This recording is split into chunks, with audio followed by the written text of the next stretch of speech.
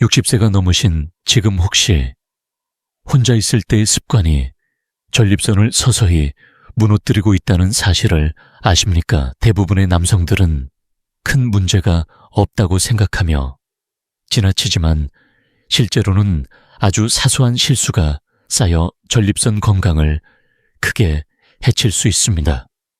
당신도 모르는 사이에 반복하는 그 습관 하나가 염증과 통증, 심지어 배뇨 곤란으로 이어지는 위험 신호가 될 수 있습니다. 당신은 아마 이 정도는 괜찮겠지 라는 생각으로 지나쳤을 것입니다. 그러나 전립선은 작은 기관이면서도 혈류와 신경 호르몬의 균형에 매우 민감하게 반응합니다. 특히 혼자 하는 행위에서의 작은 잘못된 방식은 시간이 지날수록 혈관을 압박하고 미세한 염증을 키우며 결국에는 전립선 기능 자체를 떨어뜨립니다. 요즘 아침에 단 한 번이라도 단단하게 일어나십니까? 만약 예전 같지 않다고 느끼신다면 단순한 나이 탓이 아니라 당신이 무심코 반복한 습관이 원인일 수 있습니다. 이는 결코 부끄러운 문제가 아닙니다. 많은 환자분들이 똑같은 실수를 하고 있었고 누구도 처음부터 올바른 방법을 배우지 못했기 때문입니다. 그 신호를 무시한다면 어떻게 될까요? 소변 줄기가 약해지고 잦은 잔뇨감 때문에 밤마다 화장실을 들락날락하게 되고 부부 관계에서도 자신감을 잃게 됩니다. 단순히 성기능의 문제가 아니라 삶의 질 전체가 무너질 수 있는 심각한 상황입니다. 그러니 지금 이 순간부터라도 당신은 반드시 알아야 합니다. 바로 어떤 습관이 전립선을 지켜내고 어떤 실수가 전립선을 파괴하는지 말입니다. 당신을 다시 청년으로 만들어줄 가장 중요한 정보를 놓치지 않으려면 구독과 좋아요 버튼을 꼭 눌러주십시오. 지금부터 말씀드릴 비밀이 바로 수많은 남성들이 실패하는 이유이자 당신의 활력을 되찾는 열쇠입니다. 당신이 혼자 할 때 가장 먼저 범하기 쉬운 실수는 바로 과도한 압박입니다. 손에 힘을 너무 강하게 주거나 특정 부위를 세게 누르는 습관은 단순한 자극이 아니라 전립선의 혈류를 직접적으로 방해합니다. 전립선은 방광 아래에 위치하며 수많은 혈관과 신경이 얽혀있는 민감한 기관입니다. 그런데 여기에 지속적으로 압박이 가해지면 미세혈관이 막히고 산소 공급이 줄어듭니다. 결과적으로 염증이 발생하고 시간이 지나면 조직이 약해져 기능이 떨어집니다. 당신도 혹시 더 강해야 느낌이 온다 라는 생각을 하신 적이 있습니까?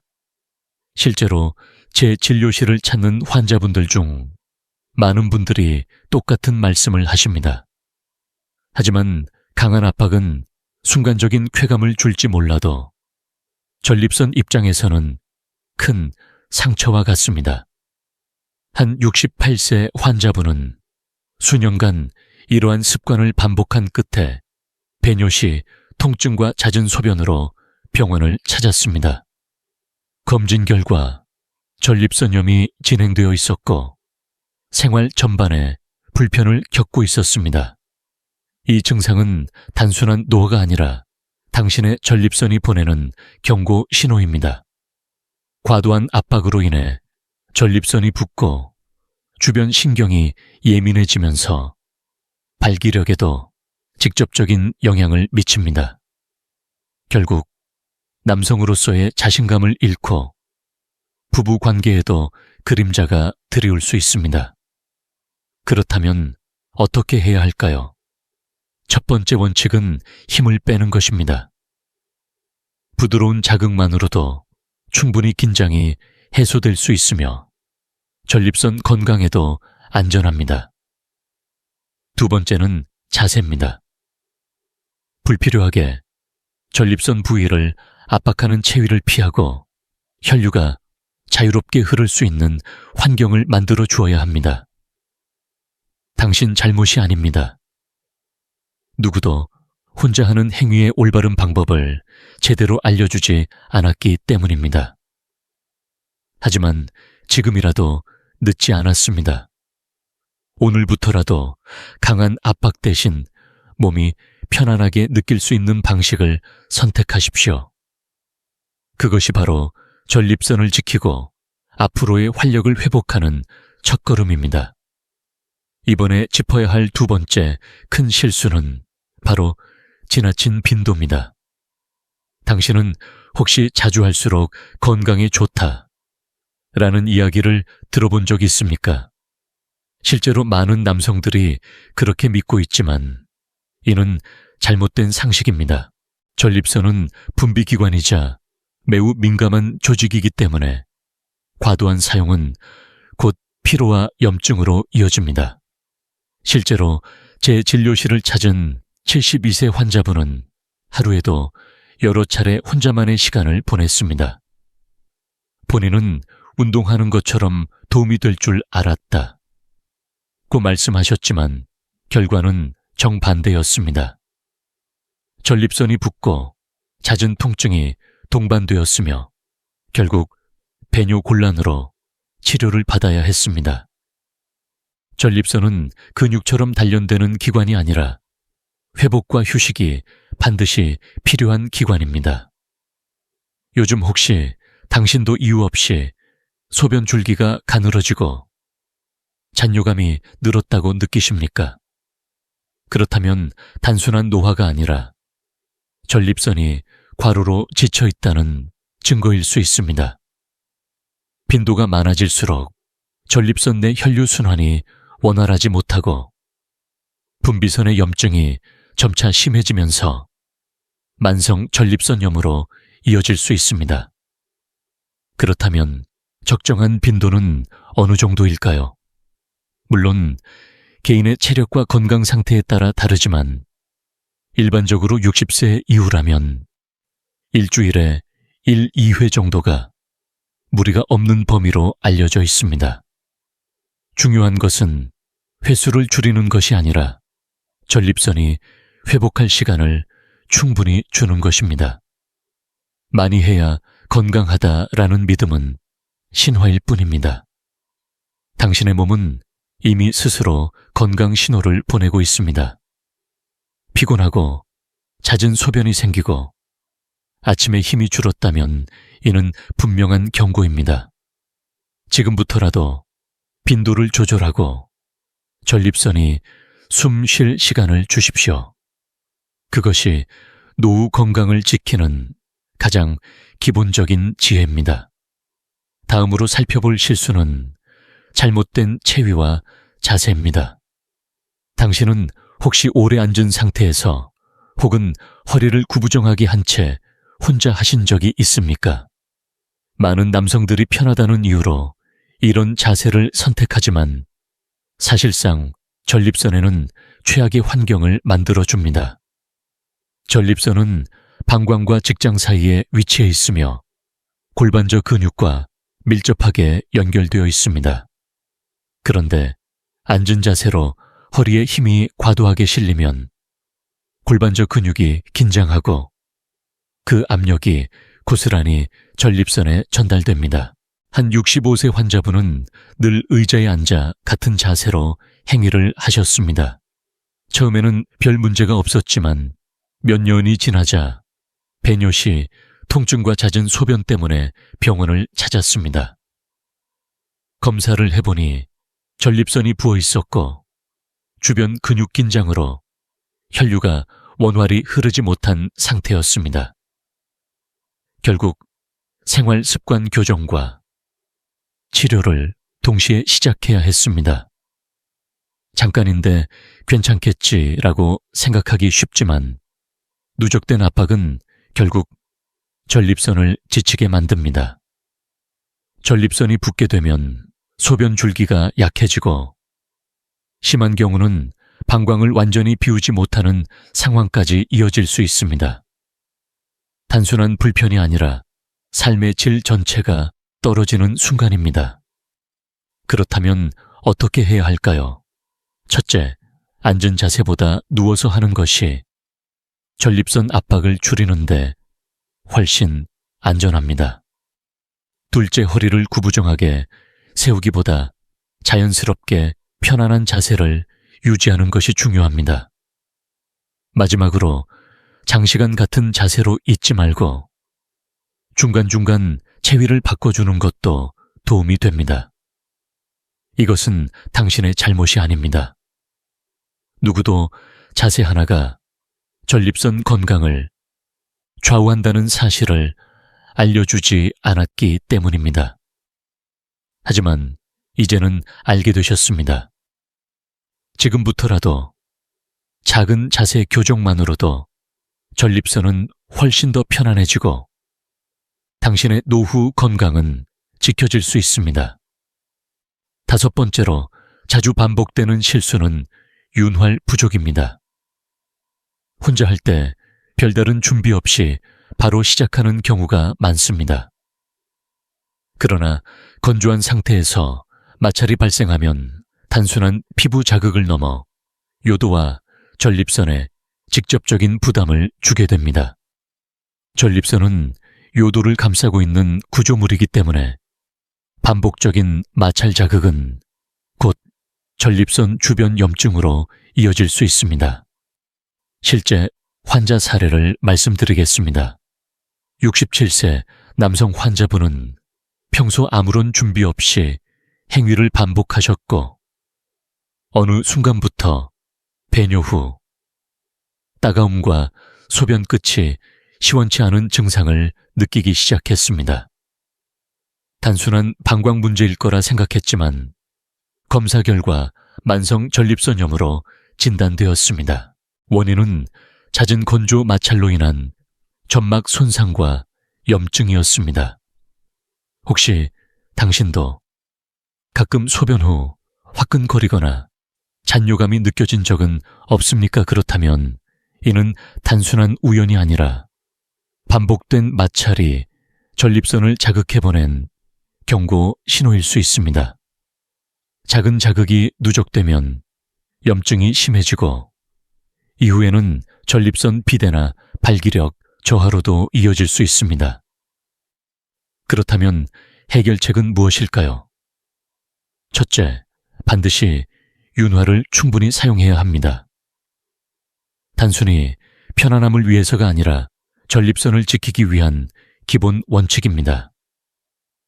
둘째, 마찰 강도를 줄이고 부드러운 자극을 선택하십시오.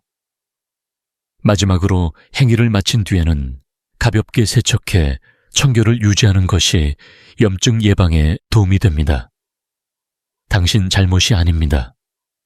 누구도 이런 기초적인 원리를 제대로 알려주지 않았기 때문입니다. 하지만 이제라도 알게 된 이상 윤활 부족이라는 작은 실수를 바로잡는 것만으로도 전립선 건강은 훨씬 안전해질 수 있습니다. 노후지혜란 결국 작은 습관의 차이에서 비롯됩니다. 오늘부터라도 전립선을 보호하는 습관을 선택하십시오. 여섯 번째 실수는 억지로 참는 습관입니다. 혼자 하는 행위에서 끝까지 가지 않고 억누르는 경우가 있습니다. 어떤 남성들은 오래 유지하는 것이 건강에 좋다고 믿거나 혹은 환경 때문에 끝을 참는 습관을 반복하기도 합니다. 그러나 이것이야말로 전립선에 가장 큰 압력을 주는 행동 중 하나입니다. 전립선은 전객을 분비하는 기관입니다. 그런데 끝까지 배출되지 못하고 억지로 참리게 되면 그 압력이 전립선 내부로 되돌아가 역류 현상을 일으킵니다. 이때 전객과 분비물이 전립선 안에 갇혀 염증을 유발하고 시간이 지나면 조직 자체가 붓고 약해지게 됩니다.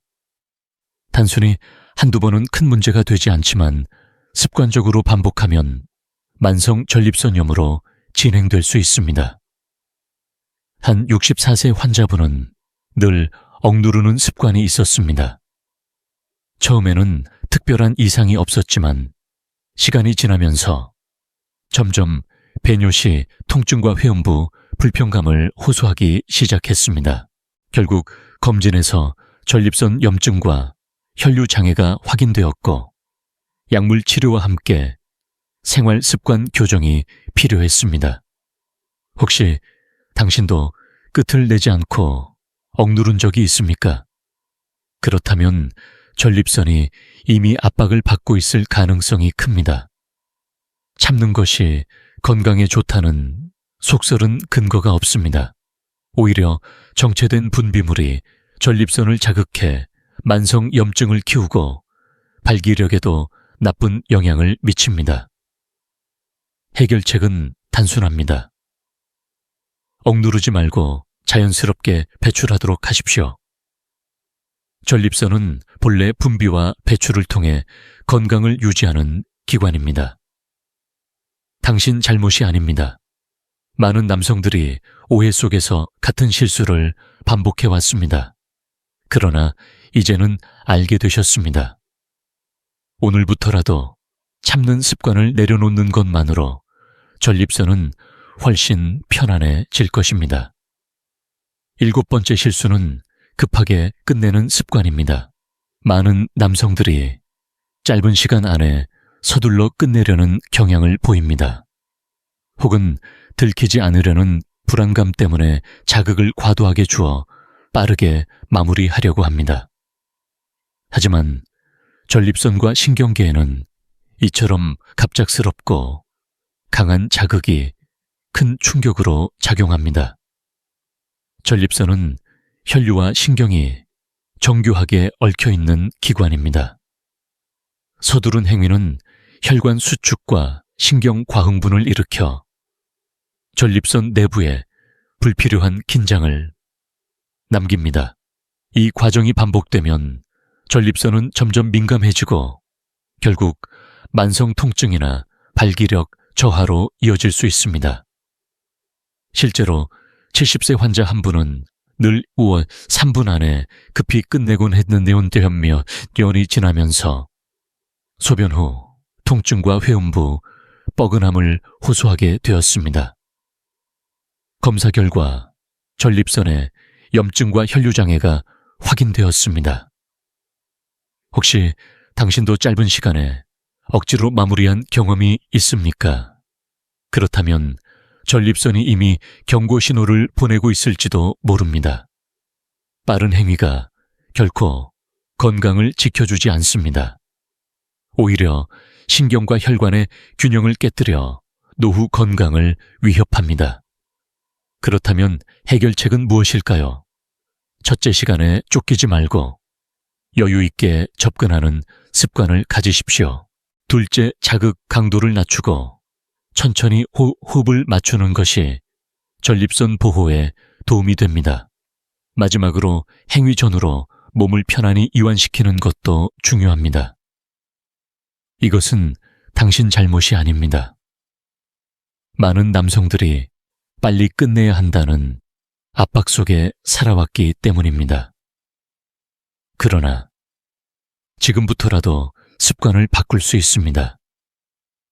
급하게 끝내는 습관을 내려놓는 순간 전립선은 훨씬 더 편안해지고 당신의 활력은 다시 살아날 것입니다.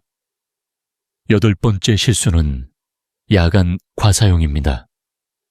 특히 늦은 밤 피곤한 상태에서 반복적으로 혼자 하는 습관은 전립선뿐 아니라 전신의 호르몬 균형까지 흔들어 놓습니다. 우리 몸은 밤이 되면 멜라토닌과 성장 호르몬을 분비하며 회복 모드에 들어갑니다. 하지만 이 시간에 과도한 자극을 주면 회복에 써야 할 에너지가 전립선과 신경 자극으로 낭비되면서 결국 전립선은 더 큰 부담을 받습니다. 한 66세 환자분은 늘 잠들기 전, 심지어 새벽에도 반복적인 습관을 이어갔습니다. 처음엔 별다른 문제가 없었지만 몇 달이 지나자 소변이 자주 마렵고 밤마다 두세 번씩 깨어 화장실을 가야 했습니다. 검진을 해보니 전립선이 붓고 만성염증이 진행 중이었습니다. 결국 그는 밤마다 반복한 습관이 가장 큰 원인이었다는 진단을 받았습니다. 혹시 당신도 밤마다 잠을 설치며 습관을 반복한 적이 있습니까? 그렇다면 이미 전립선뿐 아니라 수면의 질 호르몬, 균형 면역력까지 영향을 받고 있을 수 있습니다. 밤에는 오히려 편하니까 괜찮다라고 생각할 수 있지만 사실 그 시간은 전립선이 회복해야 하는 골든타임입니다. 이 시간에 자극을 주면 회복 기회를 빼앗아 버리는 것입니다. 해결책은 단순합니다. 늦은 밤보다는 낮이나 저녁 시간대에 에너지가 비교적 충분할 때 시간을 가지십시오. 그리고 피곤한 상태에서는 억지로 하지 않는 것이 전립선 보호에 가장 큰 도움이 됩니다. 이것은 당신의 잘못이 아닙니다. 누구도 밤 시간의 과사용이 전립선 건강을 얼마나 크게 해치는지 알려주지 않았기 때문입니다. 그러나 지금부터라도 습관을 바꾸십시오. 잠들기 전 대신 낮의 여유 시간에 바꾸는 것만으로도 전립선은 훨씬 더 건강해지고 당신의 노후는 한층 활력 있게 달라질 수 있습니다. 9번째 실수는 심리적 죄책감과 스트레스입니다. 혼자 하는 행위 자체가 나쁘다고 잘못 배워온 세대의 남성들은 행위 후에 죄책감이나 후회를 반복적으로 느끼곤 합니다.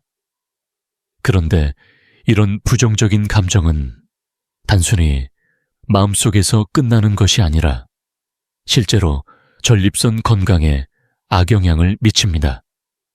스트레스가 심해지면 교감신경이 과도하게 활성화되고 이는 곧 전립선 혈류를 줄이고 염증 반응을 높입니다. 반복적인 죄책감은 호르몬 균형까지 무너뜨려 테스토스테론 분비를 감소시키며 장기적으로 발기력 저하와 전립선 기능 약화로 이어질 수 있습니다. 실제 사례를 말씀드리겠습니다. 70세 환자 한 분은 매번 행위 후 심한 죄책감에 시달렸습니다. 내가 나이 들어 이런 걸 하는 게 잘못된 게 아닐까라는 생각에 스스로를 탓하셨죠.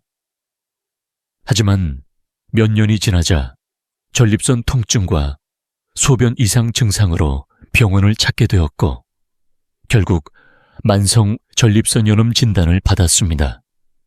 신체적 원인뿐 아니라 심리적 압박이 큰 영향을 준 것이었습니다. 혹시 당신도 마음속 깊이 불편한 감정을 느끼신 적 있습니까? 그렇다면 전립선은 이미 스트레스의 피해를 받고 있을 수 있습니다.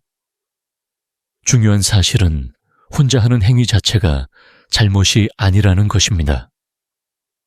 문제는 잘못된 방법과 습관일 뿐, 행위 자체는 자연스러운 생리현상입니다. 해결책은 명확합니다. 죄책감을 버리고 행위를 건강관리의 한 부분으로 받아들이십시오. 긍정적인 태도는 교감신경을 안정시키고 전립선에도 더 편안한 환경을 만들어줍니다. 당신 잘못이 아닙니다. 사회와 문화가 심어준 오해 때문입니다. 그러나 이제는 알게 되셨습니다. 마음의 짐을 내려놓는 순간 전립선은 한층 더 건강해지고 당신의 삶은 훨씬 가벼워질 것입니다. 10번째 실수는 잘못된 정보와 신화입니다. 자주 해야 전립선이 건강하다 많이 할수록 남성 호르몬이 늘어난다 같은 말들을 들어보셨을 겁니다. 그러나 이런 믿음은 의학적으로 근거가 부족하거나 전혀 사실이 아닙니다. 오히려 무분별하게 따르다 보면 전립선은 빠르게 지쳐버립니다. 한 62세 환자분은 인터넷에서 매일 해야 전립선암이 예방된다는 글을 보고 의무적으로 하루 한두 번씩 반복했습니다. 그러나 몇 년이 지나자 소변 줄기가 약해지고 잔뇨감이 심해졌습니다. 검사 결과는 만성 전립선염이었고 과도한 빈도와 잘못된 방법이 주요 원인이었습니다. 혹시 당신도 이런 속설을 믿고 있습니까? 그렇다면 전립선이 이미 지쳐 있다는 사실을 간과하고 있을 수 있습니다. 전립선은 무조건 많이 사용한다고 건강해지는 기관이 아닙니다. 오히려 적절한 빈도와 올바른 습관이 있을 때 가장 안정적으로 기능합니다. 이 증상은 단순한 노화가 아니라 잘못된 믿음이 쌓여 만들어진 결과입니다. 전립선은 무리하지 않아야 회복력을 유지할 수 있고 오히려 지나친 자극은 호르몬 균형까지 깨뜨려 남성 건강 전반에 나쁜 영향을 미칩니다. 해결책은 명확합니다. 인터넷 속설이나 주변에 근거 없는 조언이 아니라 의학적으로 검증된 사실을 기준으로 행동하는 것입니다. 예를 들어 과도한 빈도는 피하고 전립선에 무리가 가지 않는 부드러운 습관을 유지하는 것만으로도 충분히 건강을 지킬 수 있습니다. 당신 잘못이 아닙니다. 누구나 잘못된 정보에 흔들릴 수 있고 그 결과 전립선 건강을 해칠 수 있습니다. 그러나 이제는 알게 되셨습니다. 근거 없는 신화를 내려놓고 올바른 지혜를 선택하는 순간 당신의 노후 건강은 한층 더 안전해질 것입니다. 11번째로 다룰 주제는 전립선이 보내는 경고 신호입니다. 많은 남성들이 이미 몸에서 보내는 신호를 무시한 채 습관을 이어갑니다. 그러나 전립선은 분명히 위험을 알리는 사인을 보냅니다. 그 신호를 알아채지 못하면 병이 깊어져 치료가 길어지고 삶의 질 전체가 흔들릴 수 있습니다. 대표적인 초기 경고 신호는 다음과 같습니다. 첫째, 소변 줄기가 점점 가늘어지거나 힘이 약해집니다. 둘째, 배뇨 후에도 잔뇨감이 남아 화장실을 다시 찾게 됩니다. 셋째, 회음부 항문과 성기 사이 부위에 뻐근함이나 통증이 느껴집니다. 넷째, 사정 시 통증이나 불평함이 동반되기도 합니다. 이 모든 것은 단순한 노화 현상이 아니라 전립선이 이미 과부하와 염증에 시달리고 있다는 명확한 경고입니다. 실제 69세 환자분은 나이 탓이겠지라며 몇 년간 증상을 무시했습니다.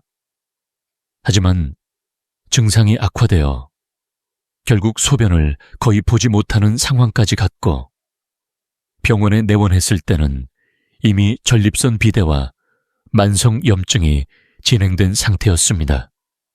조금만 더 일찍 신호를 알아차렸다면 치료는 훨씬 수월했을 것입니다.